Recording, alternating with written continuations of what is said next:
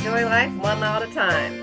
I am still sick. I'm on cold meds. I really should not be sitting in front of a computer right now, let alone talking.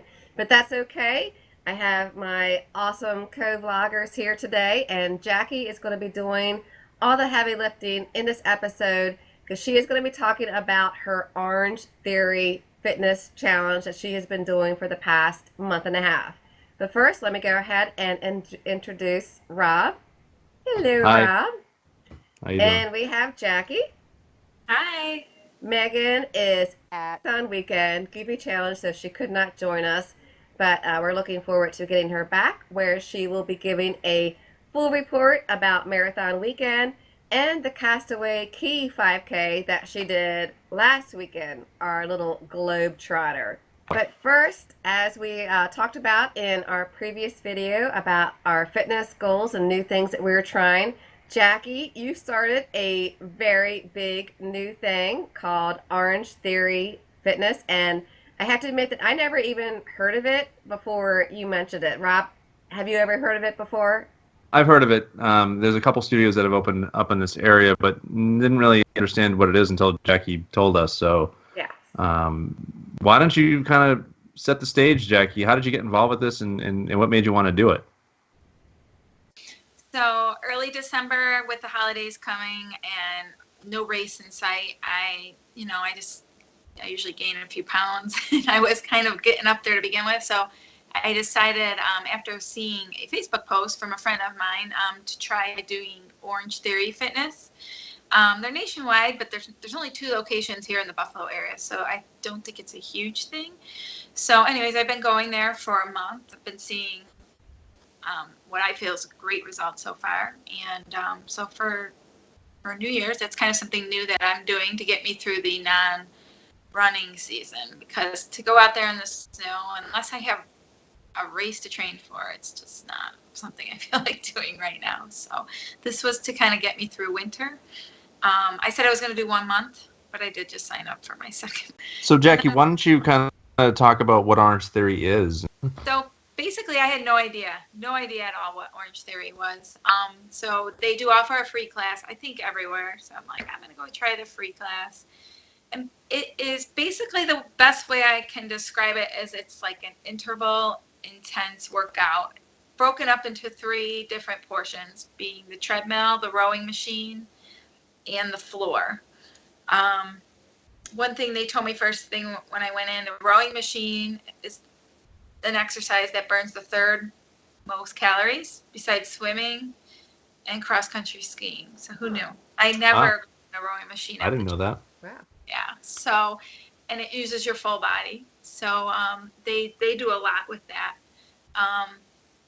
The treadmill work is a lot of intervals. Some days they'll focus on endurance and you're running longer stretches. Some days they focus on power and they'll have you running up inclines. Usually they're not going to, you don't go in there and say run 15 minutes straight. It's always broken. It'll be like 1 minute of your fastest possible sprint. And then they'll let you maybe walk a minute and then maybe do another minute where you're pushing it, but you're not sprinting. It's always different. Every class is completely different. I've been doing it. I think I've done about 25 classes so far. Not one of them has been the same. There's the same components, but everything's different. And then the floor exercises utilizes a bench, weights, the TRX bands. Mm-hmm. They had like an ab roller that we used for the first time yesterday. I'm trying to think what else. A Bosu ball, that like half ball. Mm-hmm. I haven't used that though yet for any of my classes. And then just a lot of different like lunges, squats, those kinds of things. And you're alternating throughout the class all over the place. So it's definitely 100% a full body workout. I'm still getting that cardio, but I'm getting muscle, in places I never did before. I always just ran. That's it. So it's kind of exciting. So the principle though is based off your heart rate, right? Yeah. So how do they monitor that?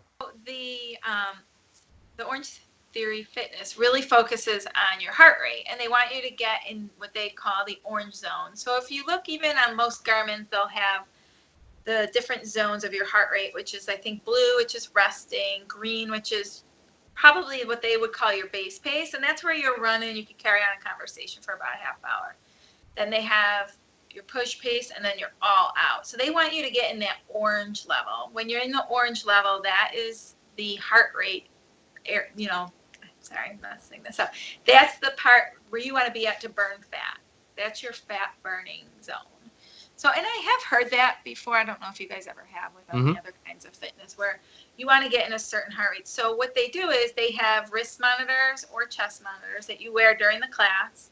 They have a big TV screen where you see your name. So as you're working out, you're paying attention to what your heart rate's at. So it's kind of cool because if you're on the rower and I'm in the green, I'm like, okay, I want to get in the orange because every minute you're in the orange, you get a point.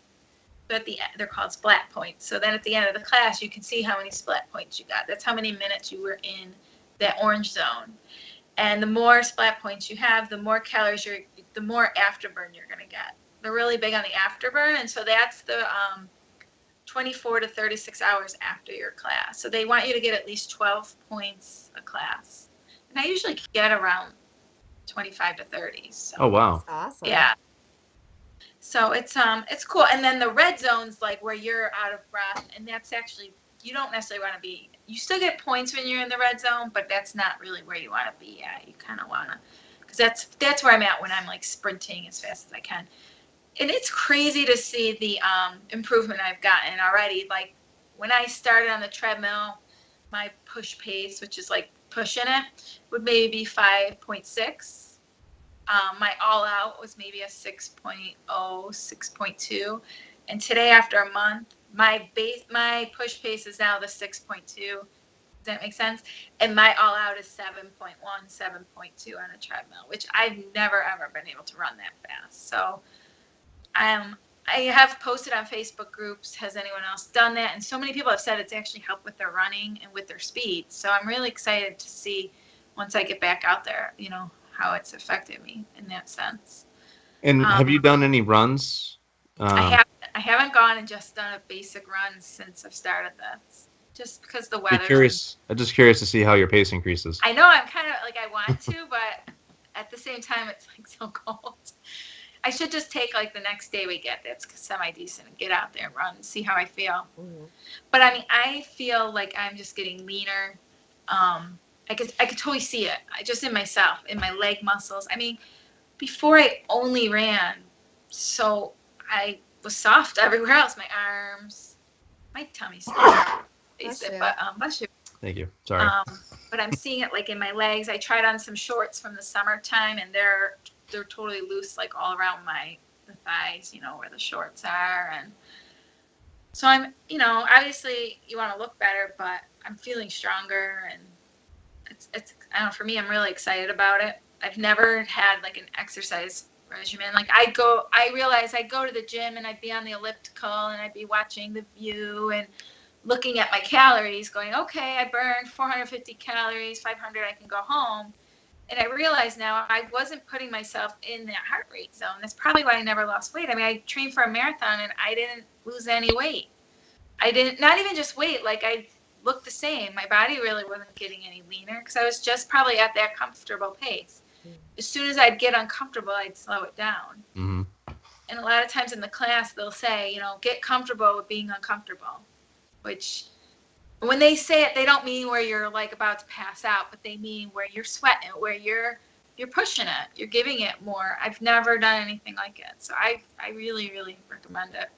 And it certainly helps being in a group setting because when you see other people doing it, yeah, like you're forces all in you to do it yourself. It's a weird thing because you're focused on yourself and what you're doing. Nobody's talking to each other. You're all just doing your own thing, but yet you're all doing it together. And then you move on to the next task and to the next task. And it's very positive. There's none of this like no pain, no gain kind of mentality. I need that like, great job, you're doing this for you. That's just the kind of person I am, emotional like that. I'm not someone who's motivated by someone yelling at me like, hurry up, you got this, push it harder. It's not. You're doing it for yourself. Because you're watching, you're only focusing on yourself and what you're doing, even though you're doing everything with everyone else. It's kind of neat. Because I've never pushed myself in this way, and I'm seeing the changes within 4 weeks already. So I'm I'm anxious to see if, it continues for the next month. So you've been doing a monthly basis. Is that how the commitment typically is? Is it? A lot of people buy classes. They'll buy like a block of classes, like 8 classes or 10 classes. I think 8 classes is like $100. I think it's around 100. I did unlimited for the month, which was $159, which you guys know me. I don't like to spend money. I'm like, oh my God. And I'm paying for a gym membership on top of it, which was only $10 a month. What gym is this, by the way? Can you say really quick? Catalyst. I go to Catalyst Gym, which is $9.99 a month. Let's just say I pay for Catalyst Gym, but I never go. I never go because it is like, okay, it's $10 a month. If I don't go, I don't go. Maybe if I do, I do. Where with this, I mean, I've invested so much money that I'm like, I have to go. Yes. You make an appointment and you don't go, you get charged $10. Mm. So you have to go. That's awesome. It's good, but it can be bad. So I'm the person who now is on my car on the way there making my appointment because I know I'm going because I'm scared of, I don't want to get charged. But it really holds you accountable. And like I said, for me, it's almost good that it's expensive because it makes me go. And if you figure out like how many times I've gone, I think it only ends up being like $7 or $8 a class, which isn't that bad, broken down. For an hour. So, trying to think of any other. Can you take us through like what happens when you get to class? Is there a general instructor or how does it work? So there is an instructor for each class. It's not a huge big gym. It's like it's in a strip mall with like Joanne Fabrics and Weight Watchers. It's like one of those little plazas. It's like a longer, narrow portion of the plaza. And if it's a full class, some people all start on the treadmill and then some all start on the rowers. They'll split you up in those 2 groups. Some people really like to start on the treadmills for some reason, so they hand out cards for those people. I prefer to get the rowing and the other stuff over with first. And so that you'll warm up. I'll warm up on the rower, and then like today they put me over on the floor while the treadmill people all did their portion of the class on the treadmills first. So we kind of were each doing 2 separate things. Half of us were on the floor, half of us were on the treadmills. And then on the floor, what we did was they have a TV monitor with like 4 different sets of exercises. One was like squats where you lift up, you squat down and lift. Then we did burpees. Then we did, I think, mountain climbers. And then planks where you go from hands to elbows to hands to elbows. And then once you go through a series of those exercises, you go over to your rower. You row 250 meters. Then you go back to the floor, do those exercises all over again. Then go back to the rower. So you're constantly moving. Your heart rate's constantly going. And you're doing floor exercises that are doing your muscles, but you're also your cardio. Because like burpees are, I don't know if you know what those are, but they're like squat Well, so go ahead and down. explain in case anyone here doesn't know what they are. So it's basically you're in a standing position. You kind of squat down towards your knees. Then you kind of go into a plank position, do a push-up, then back up. Then you bring your legs in, back to your squat, and then you jump up. Kind of like I think in elementary school we used to do those squats. They're called suicides, right? Or those No, suicides are the back and forth running. Back. Okay. I'm trying to think. What do they call them in Insanity? Because we do a lot of those in Insanity. I can't remember what they're called. Anyway, I've only ever known them as burpees. So that was today. So you did your rowing and your floor exercises alternating back and forth. Then that was probably about 30 minutes for all that. And then you switch. And then all those people on the treadmill, they end up on the floor and rowers, and we go on the treadmills. And then that's broken up into, he had us running at our base pace. A base pace is a comfortable pace where you can carry on a conversation. Then there's push pace and then all out pace. So we ran at our base pace for 90 seconds.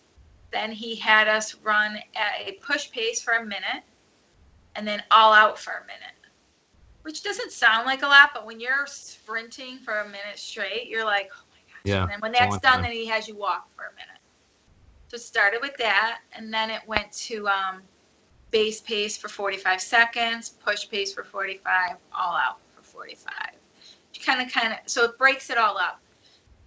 It sounds complicated, but it's not, because he's leading you throughout the class. He's guiding everyone, and it's cool because everyone's different. And then if you're not a runner, because not everyone's a runner, those people do, like, they have power walking.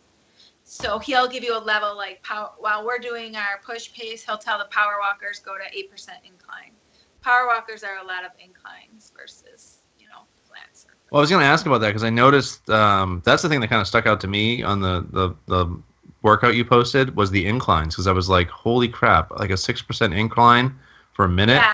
And like, today was no inclines because I think they were focusing, on power, but yesterday was strength.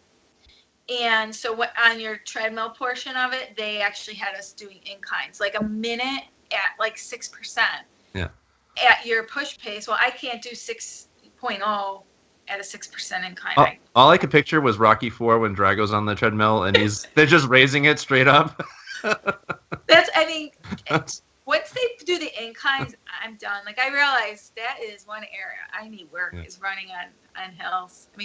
I run on hills all the time, but when I get on the treadmill, I just can't do it. Like, I'm afraid I'm going to fall on my face. Yeah, it's hard. We don't have hills around here, so for me, since that incline, I'm out of breath, and I'm seeing my heart rate on the monitor go right up to the red immediately. So then when I get to the red, what I kind of do is they say pay attention. It's okay if you're in the red, but listen to your body, because they don't want you, passing out or anything. Well, I was going to say, listen to yourself. What I was going to kind of get to with that. So do they allow for modifications? Like, do they allow? Oh, yeah. They're not watching really what my base pace and what my push pace can be totally different than the person next to me. There's people of all shapes and sizes.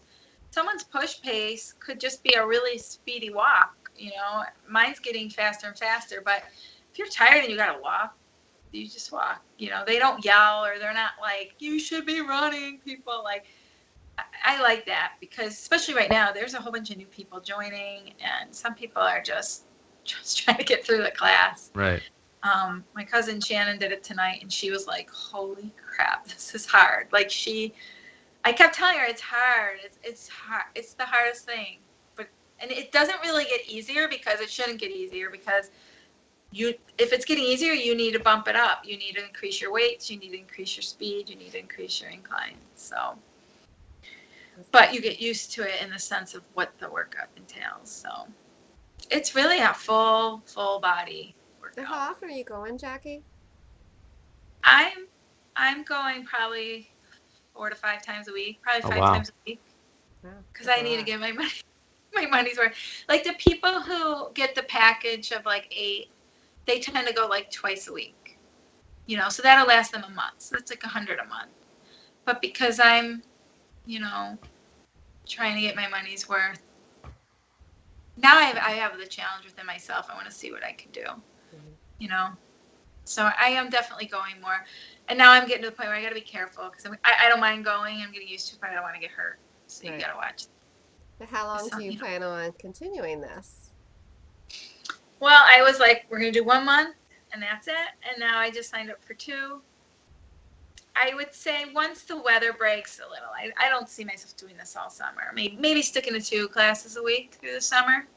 But I will say this, and this is the one thing I really recommend about this. I recommend anyone try doing this for 1 month if you can afford it, because I will never, ever go to a gym and work out the same again, ever. It's changed my whole outlook on what I was doing. It's like, no wonder why I wasn't doing anything. I just had the whole wrong mentality, or I just didn't know what to do. Now I would be able to go to a gym, go on the floor, know what I'm doing. I would go on the treadmill, I'd lift weights after. I just would do it so different. So to me, I'm excited about that. I feel like it's been like really educational for me in the fitness aspect. So you actually did a blog post on this. I'm going to put a link to that below, and you shared some pictures, and I can definitely see the difference. I mean, you're gorgeous to begin with, but I can see the difference. I'm really happy with the result, especially my backside. Like, I don't know, like, I'm like, oh my gosh. Like, when I first took those pictures in my bikini, I was just like, because I just see what I used to look like and how I've let myself get pretty soft. And for me, I'm really happy with the results. And I don't show those pictures to brag, because obviously I can be so much better. But it's just to show people, because sometimes people need to see it. I mean, we all watch things, and you watch infomercials and you're like, how real are they? And I'll say this too, I have not changed my diet one bit. So a lot of times when I watch these infomercial TVs, they're like in fine print, this person's followed the diet plan. There's no diet plan. I've had so many Christmas cookies. My husband's on vacation. We've gone out to eat. Seriously, like, I really probably should change the diet plan, but I haven't. And then that's the truth. And so if you see the pictures and you see those results, it's like, okay, I think it speaks a lot for what I'm doing. And you're also posing the same, because we all know that a good pose takes off 10 pounds. So yeah, you look fantastic. I try to just stay the same. I'm not sucking it in. I promise. You could just see, even the back, from the back, you can tell you can't tell if I'm sucking it in. I'm not. You can, in the one picture too, I have my hair to this side, and I love, because you're starting to see some muscle like in my upper back. Have I ever paid attention to my upper back muscles? Never. And I'm like, oh my gosh, I'm starting to see some stuff there. That's kind of cool. So I'm like, I got through the holidays, and now I just got to get through winter, and I'm really excited to start running. I'm hoping it'll improve my run. A lot of people on the Facebook groups have said that it took off a lot. Someone said it took off, I think, 58 minutes off their half marathon time. Wow. 58 minutes? 58 minutes. Oh, boy. So I'm interested. I'm really interested. I mean, I don't know. Maybe that would put me qualifying. Maybe they were like a slow walk runner. I don't know, but we'll see. Well, that also will be great timing, because we're hoping to get in Broad Street, and you can use that as proof of time for Dopey. What about Cherry Blossom? Isn't that a 10-mile? Yeah. Yeah, you could use that too. So that's going to do it for today's topic. Thank you so much, Jackey, for sharing your Orange Theory. I'm really looking forward to hearing your end review and seeing all your awesome results. If anyone has any questions about Orange Theory, please leave them in the comments below. Jackey will be more than willing to answer anything that you throw her way. And for our new subscribers, thank you. I appreciate it so much. We all do. If you like this video, please give it a thumbs up. Subscribe if you haven't already. And as always, happy running and have a joyful day.